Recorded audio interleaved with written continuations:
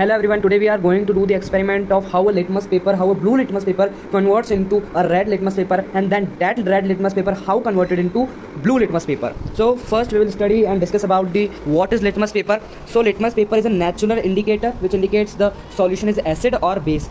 Now what are the example of natural indicator? Turmeric litmus paper, China rose, red cabbage petals and petunia flowers. Let's discuss about litmus paper. So litmus paper belongs from a plant group that is Thallophyta.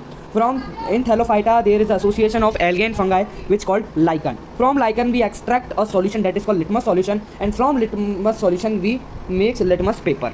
Now when we add acid to a blue litmus paper, when we add acid to a blue litmus paper, then it converted into red litmus paper, and if we add base to red litmus paper, it get converted into blue litmus paper. So let's get understand it with a example or an experiment.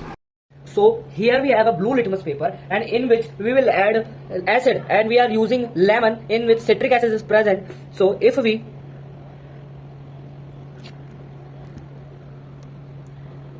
put lemon or citric acid on the blue litmus paper, so it will get converted into a red litmus paper. So now if we add base to this red litmus paper, so it will again convert it into a blue litmus paper. So we are using baking soda as the base. So in this baking soda we will add some drops of water and we will mix it.